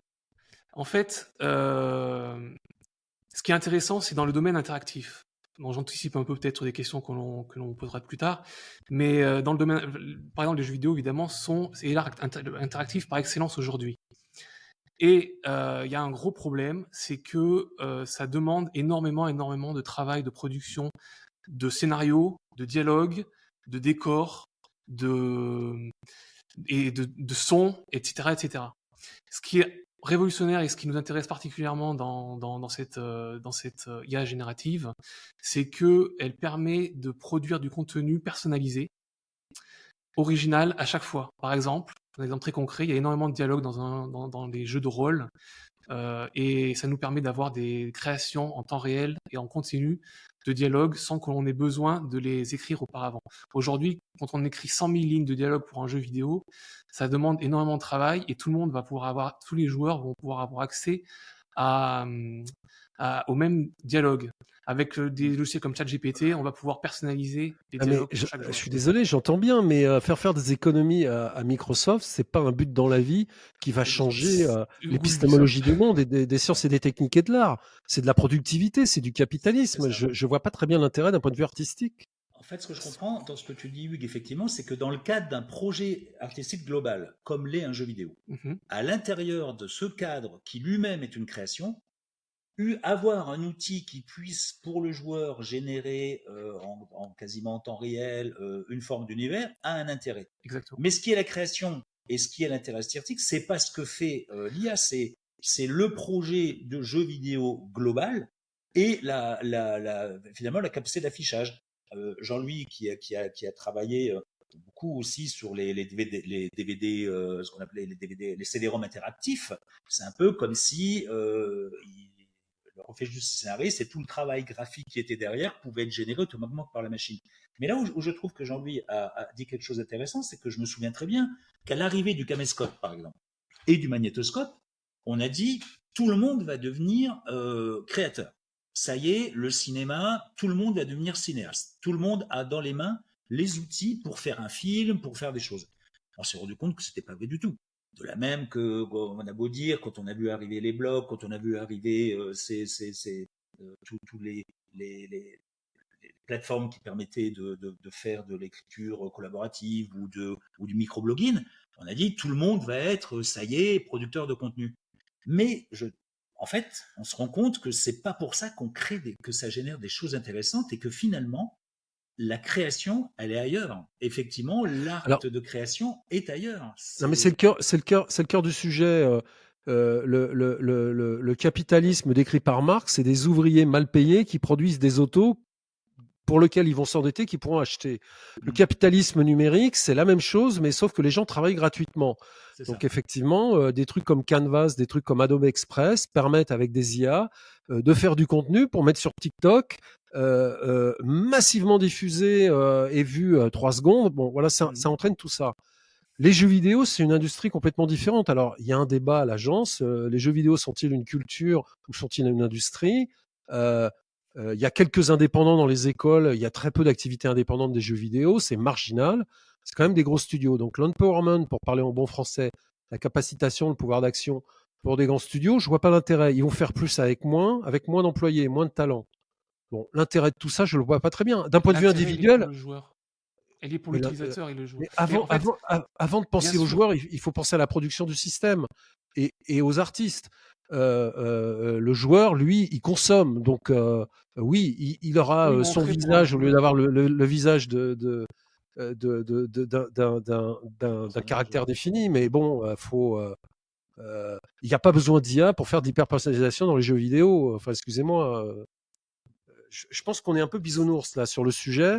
Il y a une vraie intérêt pour les IA, c'est la productivité, la productivité, la productivité. Ça, c'est clair. Il y en a deux autres qui me semblent intéressants. Vous l'avez dit et je suis d'accord avec vous. Et dans mes histoires d'interface, c'est la même chose. C'est l'adaptabilité et la contextualisation. Donc, ça peut effectivement permettre de créer des dispositifs plus adaptés. On fait un programme pour l'apprentissage des décrocheurs pour l'éducation nationale qui est absolument révolutionnaire et qui n'est basé que là-dessus. Donc, j'en vois l'intérêt. C'est finalement le manuel scolaire qui réagit à ses propres difficultés et ça fonctionne extrêmement bien. Donc, je suis convaincu de ça. Mais là, dans mon histoire d'éducation nationale, il n'est pas question de productivité. Il est question de essayer de réparer des gamins qui sont cassés. Donc, ça n'a rien à voir. Bon, les jeux vidéo, alors je suis peut-être un trop vieux, mais je vois pas Microsoft et Sony et les sociétés qui travaillent pour ces boîtes-là se poser des questions comme on se pose à Angoulême à l'Engmin. Hein. Pas Bah, encore, en tout cas.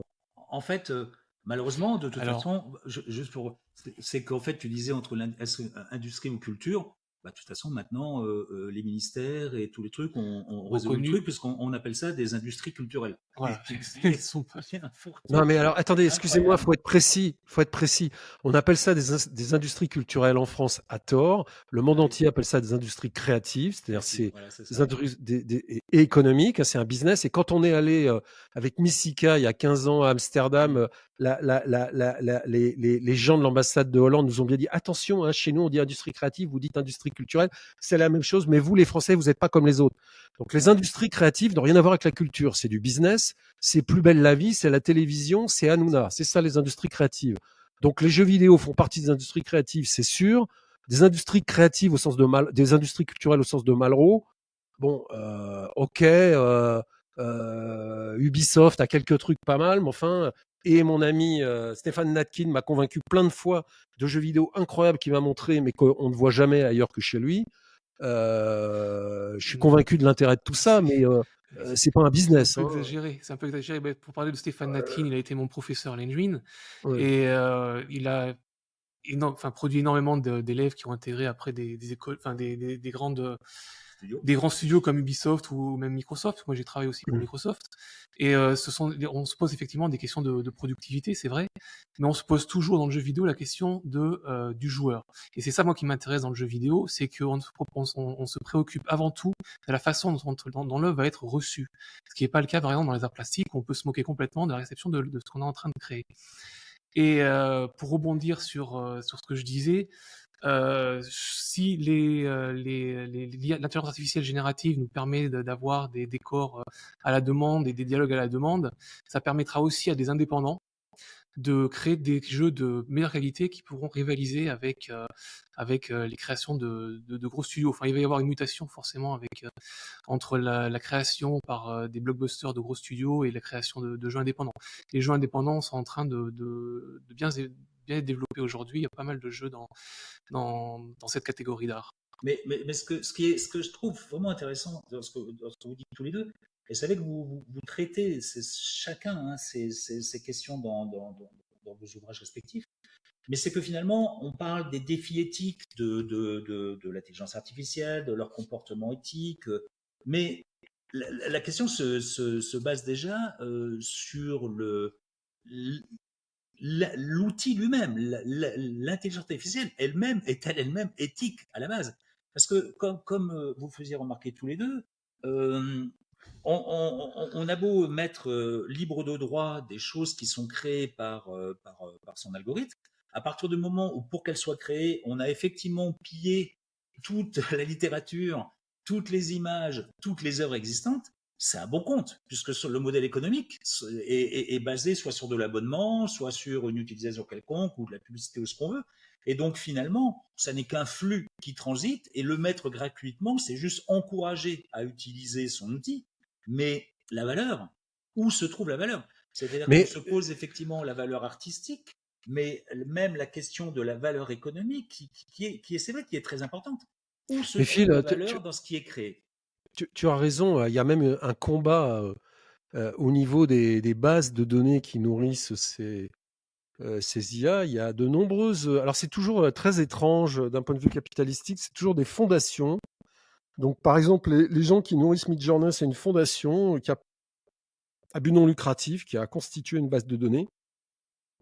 Stanford sur les GAN à la sienne, qui était à but académique, donc accessible dans certaines conditions. Les grandes, donc c'est très étrange, une fondation pour fournir des images à quelqu'un qui fait des images. Cette boîte Midjourney disant qu'elle n'a pas vocation à gagner de l'argent, bon, c'est quand on lit les interviews du gars, c'est assez étrange. Et les grandes agences d'images dont on pensait qu'elles allaient être un peu challengées par ces affaires-là, Mhm. qui sont en procès avec OpenAI pour de la violation de droits, finalement vont tenir une partie du jeu, puisque elles sont en train de subir ce qu'a subi la musique, c'est-à-dire on vend C'est plus ça, des images, on va vendre des données autour des images, un peu une sorte de streaming de l'image, mais elles vont bien sûr. continuer à gagner de l'argent. à la fin, c'est les photographes qui vendaient leurs images de stock déjà pas payées bien cher, qui Ben vont, voilà, qui c'est vont ça. gagner moins. C'est-à-dire qu'elles-mêmes avaient aussi complètement vampirisé toutes les Voilà, créations voilà, pour voilà. constituer leur Donc, stock. donc Et c'est un on a marché de vu prédation en depuis fait. 20 ans voir toutes les agences photos, tout effectivement les photographes, à Ouais. avoir cédé finalement leur création aux conditions qui étaient définies par ces bases de données. On les connaît toutes, hein, et que c'est quand même pas très glorieux ni très éthique aussi, quoi. Voilà, donc c'est de la prédation de prédation. Donc bon Mm. voilà. Mm. Il se trouve qu'ils ont un business model, c'est de vendre des ressources. Et puis il y a des gens comme Adobe qui ont pris une politique un peu différente. Ils sont propriétaires d'une agence d'image, donc ils Mm. n'utilisent que les photos dont ils sont propriétaires pour nourrir Mm. leurs IA, qui sont nettement moins spectaculaires que Midjourney ou Dali, mais qui de fait, d'un point de vue artistique, t'obligent à plus travailler. Mm. Et donc il y a un combat qui est plus, on va dire, équitable Mm. entre l'IA et toi, ce que tu as dans la tête, au niveau du prompt, au niveau des outils ou des nouveaux outils, puisqu'il y en a plein depuis hier. Et c'est pas inintéressant au final. Alors, c'est pas inintéressant dans les outils pour créateurs, type Photoshop, Illustrator, etc. Sur Adobe Express, là, ils sont comme les autres. C'est vraiment monsieur, madame, tout le monde. Mm. Faites du contenu à Oui. profusion. Et il va y avoir une espèce d'effondrement de la valeur générale. Ben, c'est ça. Pas par baisse de qualité, mais par quantité. Ce qui est C'est ça. contrairement à l'arrivée du Mac, qui a effondré le niveau du graphisme, Ouais. là, on va avoir un effondrement par quantité et pas par qualité, parce que la qualité va être moyennement bonne, en fait. Oui, Ce c'est qui est ça. assez Oui, la intéressant. capacité.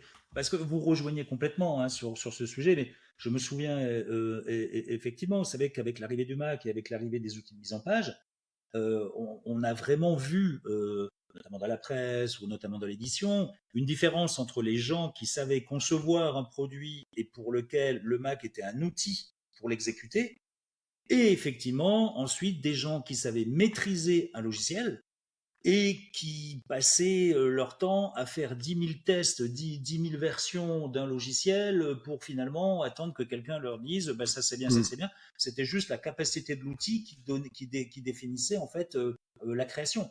Et la capacité de conception en amont, de se dire je veux faire exécuter quelque chose par la machine, c'est cette réflexion qui est nécessaire, parce que généralement en plus elle se fait en compréhension d'un écosystème global, elle avait vraiment tendance à disparaître. C'était plus le fait de dire j'ai tel filtre, j'ai tel truc, donc je peux faire, mais sans comprendre la finalité finalement de ce qu'on fait.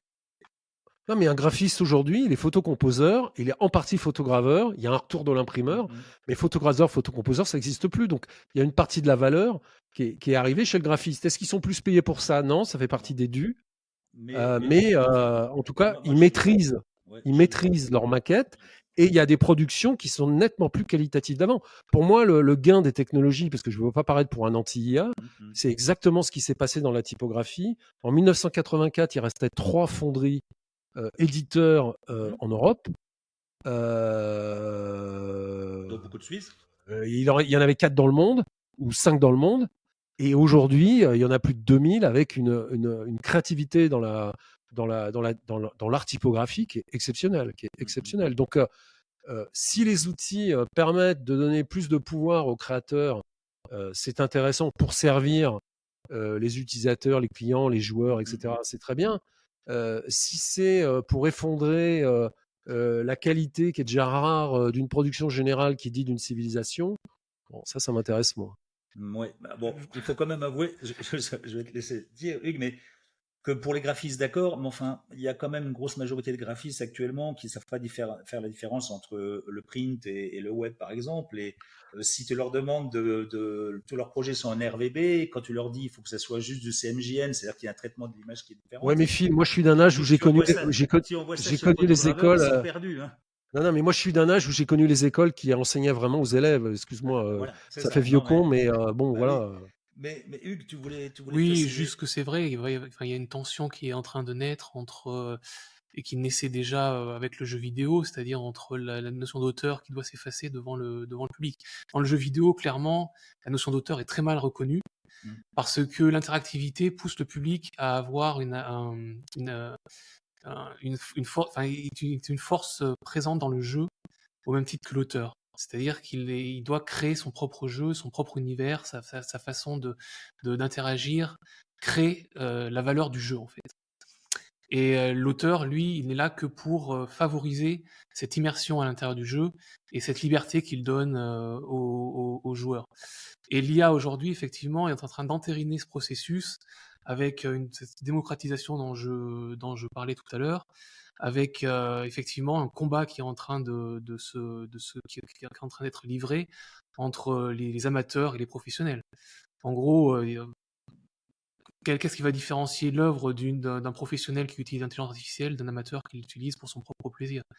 Et trop d'images tue l'image, trop de son tue le son. Et moi, ce qui m'inquiète effectivement vis-à-vis de tout ça, c'est qu'on est face à une profusion d'images et de sons. Évidemment, parce que je suis compositeur, je suis plus sensible à la profusion de sons qu'à la profusion d'images. Mais ça nous replace finalement vis-à-vis de nous-mêmes en tant qu'artistes. Comment produire à l'heure où la production est devenue extrêmement facile et pléthorique. Et puis surtout, je pense aussi c'est la question du public. C'est-à-dire que si on n'a plus, si face à cette profusion, si face à cette facilité à la fois de production et de réception des œuvres, on n'a plus d'éducation à l'art. C'est-à-dire si effectivement c'est via le million d'images qu'on reçoit en permanence, qui ont malgré tout toujours tendance à se formater, parce que c'est la puissance du clic qui détermine de toute façon quelle est la meilleure image. Hein. Le créateur a beau dire c'est la plus belle création, c'est le clic au final de la personne sur des réseaux sociaux, sur des choses qui va valider cet élément. Et donc, mais est-ce qu'on a quand même pas cette éducation au design, de la part du public, pas de la part du créateur, mais cette éducation, est-ce qu'est finalement la beauté, ce qui est le design et ce qui est intéressant, est-ce qu'elle n'est pas en train de disparaître complètement parce que cette capacité qu'ont les machines à nous inonder en permanence de contenu est en train de tuer tout ça. Je me souviens, il y a 15-20 ans, c'était des outils comme Flickr ou les premières bases de données images où si on cherchait le mot beauté, il nous sortait pas la Vénus de Milo, hein, c'était 10 000 images de coucher de soleil, quoi. Et donc cette éducation, est-ce que la machine finalement est pas en train de faire un nivellement par le bas de la perception du beau chez les gens, chez le public en général? Alors à court terme toujours, à moyen et long terme non. Quand on parle d'amateur, faut faire attention, ça peut vite être méprisant. L'amateur en anglais, c'est celui qui est non professionnel, donc c'est pas valorisant. En français, amateur, c'est celui qui aime. Et dans la photo, par exemple, sur Flickr, que j'ai beaucoup aimé, beaucoup pratiqué, il y avait effectivement des couchers de soleil. Ça me rappelle les débats de la FING, Phil. Tu vois, on n'est pas, ça nous rajeunit pas, mais entre net. Il y a aussi la découverte de photographies différentes, l'observation de l'émergence d'un renouveau de la pratique de la photographie argentique, l'émergence de l'expression d'un numérique noir et blanc. Il y a plein de choses. Donc, je suis pas forcément dans les oppositions entre ceux dont c'est le métier, qu'on fait une école, et puis ceux qui ont une pratique ayant une pratique qui rentre dans la critique au sens de la pensée. Là, je pense à Bernard Stiegler, hein, qui nous manque sur ces sujets-là, mais les frontières sont plus distantes. La question de l'IA, c'est que l'interface, elle est d'une pauvreté abyssale, qu'elle est conditionnée par la connaissance des algorithmes.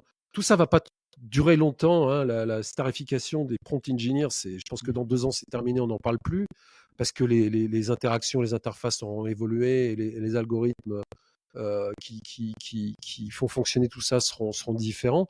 Je veux dire, si on trouve un truc extraordinaire, peu importe d'où ils viennent, c'est pas ça le problème.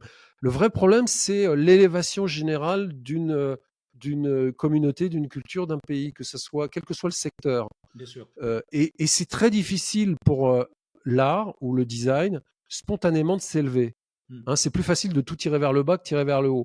Donc, est-ce que l'IA va nous aider à tirer vers le haut? Je ne crois pas. Est-ce que les artistes vont devoir réagir pour faire autrement? Je le crois. C'est ce que j'appelle la création bio. J'en parle dans le bouquin. En tout cas, il va se passer quelque chose et tout va pas être négatif. Ça, c'est certain. Mais j'ai un peu l'impression que c'est les plus faibles qui vont en pâtir. C'est les métiers les plus techniques, les moins créatifs. François Pachet, qui est un des plus grands spécialistes que vous devez connaître, qui est un des plus grands spécialistes de l'intelligence artificielle musical, qui est même un des pionniers.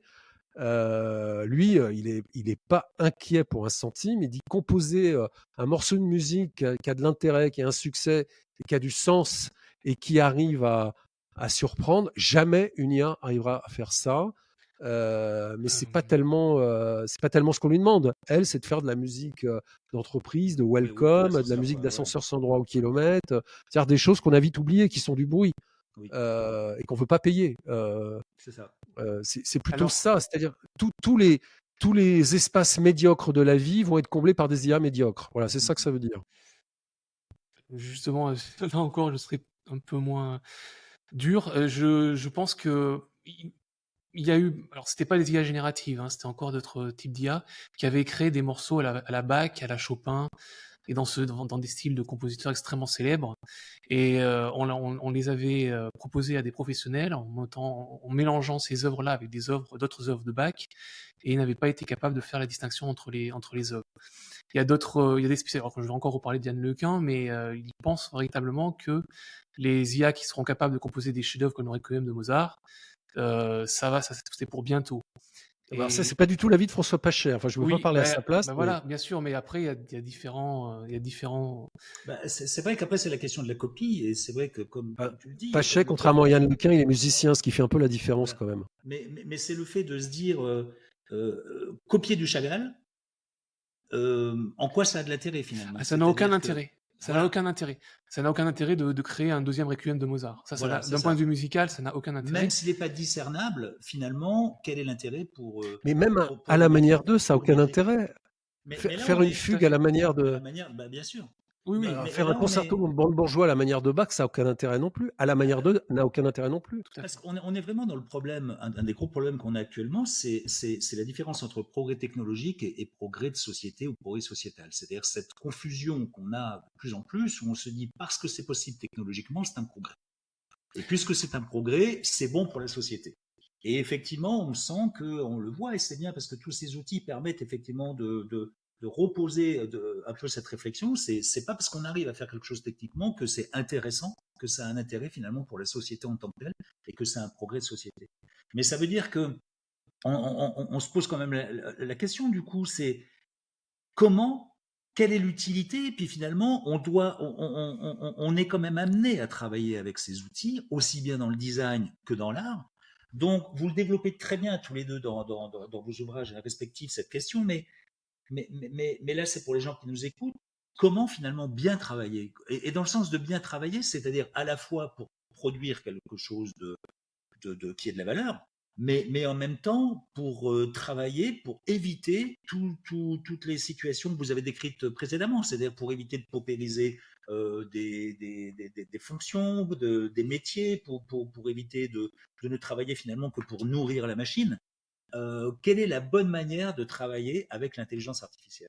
Moi, il y a deux choses qui me fascinent dans l'intelligence artificielle. C'est cette phrase, non, non, mais c'est là, on ne pourra pas l'arrêter.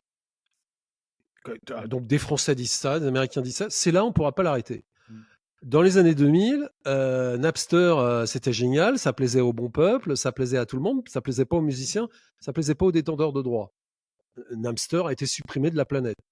Donc on ne peut pas l'arrêter, quand on pille des droits, c'est déjà arrivé, je vois pas pourquoi ça arriverait pas à nouveau. Mm. Mais il faut déjà faire que la question puisse être posée sur la table. Ça, c'est le premier truc qui me fascine. C'est-à-dire qu'on baisse les bras parce que c'est pas politiquement correct de dire l'IA est un problème. Bon, ça, c'est le premier truc. Le deuxième, c'est les biais. Alors, les biais, tout de suite, on pense, faut pas dire du mal des femmes, faut pas dire du mal des Oui, Noirs, voilà, c'est mais des trucs vous remarquerez que dans les IA, les biais sur le Hamas, sur le terrorisme, sur le problème que représente l'islam aujourd'hui avec ce professeur qui vient d'être tué, dans l'IA, on va pas chercher sur ces serveurs-là. Hein. C'est ça. Donc l'IA, c'est un monde de bisounours qui est filtré et qui n'existe pas. Et ça, c'est pas possible. La création, elle est partout. C'est ça. La création, elle est même parfois combattante. C'est ça. La création, elle est parfois et souvent dérangeante. La création, elle est souvent liée à la liberté. Tant que les IA seront pas politiquement libres, et c'est pas le cas aujourd'hui, Non, clairement, bon, non. je veux bien qu'on dise blablabla, mais à Bah, part le côté, je l'ai déjà dit, productif capitaliste, je vois pas très bien le progrès social dans tout ça. c'est vrai que moi, pour pour les bidouiller un petit peu, pour voir un peu ce qu'elles ont dans le ventre. Et puis nous travaillons effectivement en tant qu'éditeur avec la culture du débat, hein, c'est-à-dire le fait d'amener les choses. Je me rends compte à quel point c'est des dogmes américains complètement Tout à fait. lisses, et il faut surtout pas qu'il y ait une tête qui dépasse, et que la liberté. En fait, parfois, hein, je me dis que les Khmers auraient adoré cet outil, parce que c'est pour la rééducation. On a l'impression qu'ils sont en train de nous faire une rééducation. C'est-à-dire, vous dites ça, Et mais tu sais attention de ne que pas bien le dire.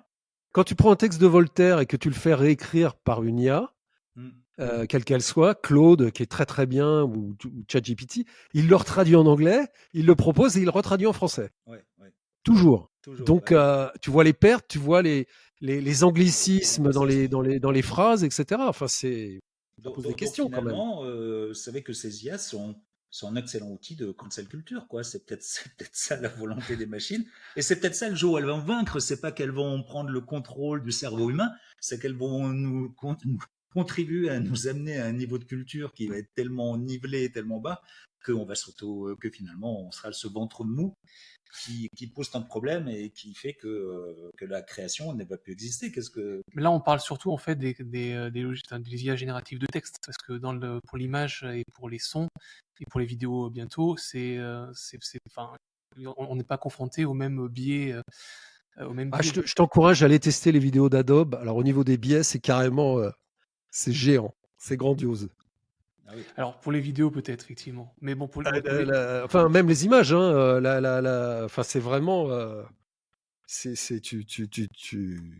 En même temps, c'est très bien. Enfin, voilà, le monde, il est multiple, mais on voit d'où ça vient quand même, hein. c'est-à-dire qu'en fait, les IA sont politiquement correctes parce qu'elles ont été éduquées. Il y a deux couches. Il y a une couche où elles ont un apprentissage logiciel grâce aux données, et une deuxième couche en fait où des humains vont dire ça c'est pas bien, ça c'est bien, ça c'est pas bien. Et il y a une éducation de l'IA Mm. rétrospective comme ça. Puis Donc il y en a une dernière, si je peux me permettre, Joe ouais, Ito, qui était le patron du MIT en 2017 quand Obama était là, avait une discussion passionnante avec Obama quand la France, sous Axel Lemaire, commençait à se poser des questions d'IA. Et Joe Ito disait, bah, les gens qui conçoivent les IA au MIT, c'est des blancs, asociaux, qui ne fréquentent pas les filles, qui viennent tous du même milieu et qui prétendent sauver le monde, etc.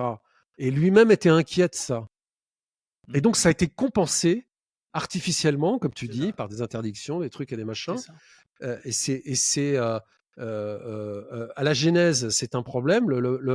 David Gols, le patron de Midjourney, je me rappelle plus son nom de famille, il est génial. C'est un génie. Alors, c'est un pur génie, hein, mais il a pas l'air impliqué socialement Mm. avec une empathie texane, hein. Il a l'air un peu particulier quand même. Oui, Donc, penser le monde à partir de soi sur des trucs qui ont autant d'impact, c'est un problème.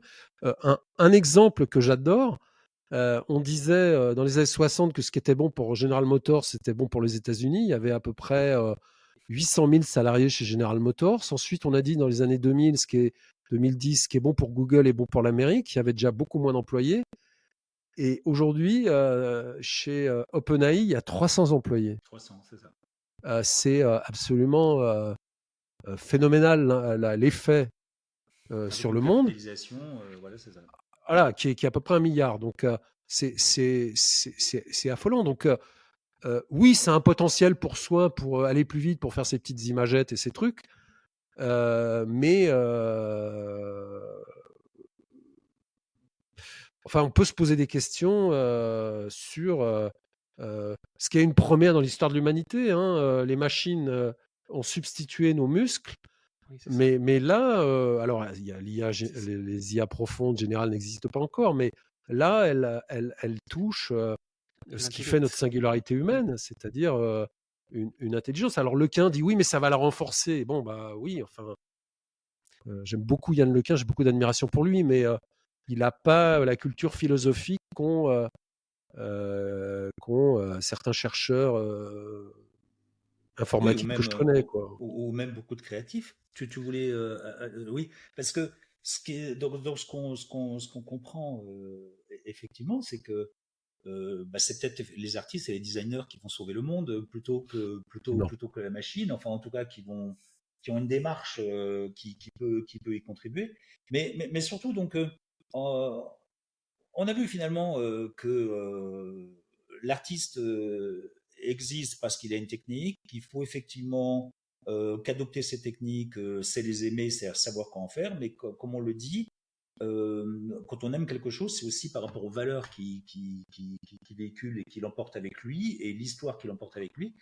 Et qu'au jour d'aujourd'hui, à la fois les modèles de fonctionnement, les modèles de création de l'intelligence artificielle ou de tout ce qui est sous-tendu derrière, posent quand même beaucoup de problèmes, non pas par leur capacité à égaler les humains, ou même pas juste la question dans les de supplanter d'un niveau intellectuel, mais tout simplement par le fait que ce qu'elle génère, ce qu'elle cause au niveau de la création, de la paupérisation, de la gestion effectivement des droits, de tout ce monde-là dans lequel il y a un écosystème qui est quand même déjà suffisamment fragile, là, ça pose de vrais défis et de vraies questions, et qu'il est très important de comprendre tous ces défis, toutes ces organisations. C'est pour ça que je renvoie vraiment tout le monde au livre de Hugues Dufour, L'art face à l'IA, parce que vraiment, il nous permet de comprendre ce que c'est qu'une IA, son impact, son éthique par rapport à l'art. Et évidemment, Jean-Louis Fréchin, le design des choses à l'heure du numérique et de l'intelligence artificielle, parce que c'est aussi une réflexion profonde dans la conception. Qu'est-ce que la conception au jour d'aujourd'hui, comment tout cela fonctionne, et ce que ça signifie pour tous les créatifs. Donc, je ne sais pas si vous voulez conclure. Ouais, moi je veux dire un truc. L'IA va nous faire entrer dans une génération sudoku, c'est-à-dire que pour penser et travailler la raison critique, on va faire du sudoku ou des mots fléchés. Par contre, on n'écrira plus et on pensera plus beaucoup, ce qui est inquiétant. On va avoir tellement de copilotes que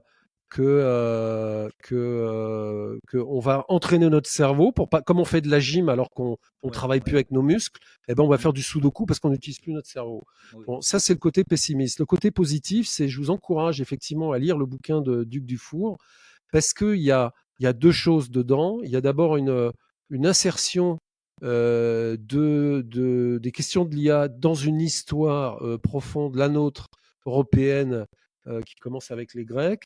Il y a un enthousiasme qui est peut-être plus fort que le mien, et c'est très bien. Non, l'IA n'est pas le nouveau feu, il ne faut pas en avoir. Il ne faut pas être ludite. Donc c'est important de le lire et de l'inscrire et d'inscrire ces questions de l'IA dans une histoire qui est notre histoire culturelle européenne, hein, vraiment. Et dernièrement, ça permet de découvrir cette école qu'on a évoquée, l'Engmin, c'est-à-dire comment la France sait produire des écoles exceptionnelles qui forment des gens exceptionnels et qui peut-être, et c'est un des grands problèmes de notre pays, n'arrivent pas à les employer pour changer les productions et faire de la distinction à partir des talents que l'on forme. Ça, c'est un peu le même problème que l'ENSI ou la FEMIS. Hein. On a des écoles extraordinaires, mondialement connues, et on n'utilise pas les gens qui en sortent à la hauteur de ce qu'ils peuvent apporter. Ça, c'est un grand mystère pour moi. Et donc, dans le bouquin de Hugues, il y a un peu ces trois choses-là, donc je vous encourage vivement à le lire. Voilà. Merci beaucoup pour... Non, mais vraiment, ça m'a passionné, il faut le dire. Hein. C'est pas parce qu'on débat et que on a des petites différences parce que je suis designer et très pragmatique, etc. Mais c'est réjouissant de lire un truc aussi intelligent avec une pratique, la musique, avec une connaissance des jeux, et puis avec une vraie mise en abîme de notre culture. Et notre culture, elle est tellement contestée aujourd'hui, hein, que c'est important de dire que les gens qui nous aiment pas, qu'ont-ils fait et que aller remettre en cause les Grecs. Et puis, allez-y les mecs, essayez. Moi, ce que je trouve formidable dans vos deux livres aussi, c'est qu'il y a aussi cette approche historique. C'est-à-dire que vous ne comptez pas l'un et l'autre de nous balancer quelque chose comme étant de fait, et comme tu le disais, c'est là, qu'est-ce qu'on en fait? Mais vous êtes capable de remonter dans l'histoire, dans la genèse des choses, et de nous faire comprendre effectivement pourquoi c'est là. Et donc, savoir pourquoi c'est là, ça nous permet aussi de comprendre qu'est-ce qu'on en fait. Et ça permet aussi de savoir ce qui est vraiment relié à notre culture et profondément ancré dedans, ou ce qui ne l'est pas, et donc ce à quoi on doit vraiment s'attacher. Et c'est ce qui fera la différence pour les artistes du futur, de demain, donc les jeunes, les étudiants, ce que je leur dis, hein, si vous voulez exister face aux IA et exister pour les détourner, les adopter et vivre avec, il faut mettre dans votre culture la plus profonde, la plus enfouie, tous ces fondamentaux qui font des singularités, des différences et qui font qu'on appartient à une civilisation pour créer de l'unicité, de la singularité dans une planète qui est de plus en plus mondiale. Mais être de quelque part, c'est pas un problème quand c'est effectivement au service de production. Mais c'est vraiment la culture qui fera la différence. Et ce bouquin, L'art face à l'IA, il est vraiment une aide précieuse pour préparer les jeunes demain. Donc moi, en fait, je voudrais simplement conclure en disant que, comme je suis un techno-optimiste, on l'aura compris, je voudrais parler de la honte prométhéenne, qui est en fait un concept qui a été développé par Gunther Anders en 1956 dans son livre L'obsolescence de l'homme, et qui explique que l'homme, face aux machines qu'il a créées, éprouve de la honte. Et il faut absolument dépasser cette honte. Moi, je considère que l'IA peut être vraiment une chance pour l'humanité. Pourquoi ? Parce qu'on vit dans un monde extrêmement complexe et elle peut être vraiment d'une aide précieuse pour nous aider à naviguer à l'intérieur de celui-ci. Bah, génial, on est vraiment dans l'esprit de notre podcast, hein, perspective, comprendre le présent, éclairer le futur, et toujours avec cette idée de débattre des idées. Donc, à la fin de ce podcast, vous aurez bien sûr le lien vers la boutique en ligne des livres donc, de Hugues Dufour, L'art face à l'IA, et de Jean-Louis Fréchin, Le design à l'heure des choses à l'heure du numérique et de l'intelligence artificielle. Je vous remercie tous et à très bientôt. Merci d'avoir écouté cet épisode passionnant de Perspective au cœur des idées. Si vous avez apprécié cette conversation et que vous souhaitez en découvrir davantage, n'oubliez pas de vous abonner à notre chaîne. Cela vous permettra de recevoir une notification à chaque nouvel épisode et de ne rien manquer de nos futurs échanges stimulants. Pour ceux qui souhaitent approfondir les sujets abordés aujourd'hui, les livres de nos invités sont une ressource incontournable. Le livre de Hugues Dufour, L'art face à l'IA, ainsi que celui de Jean-Louis Fréchin,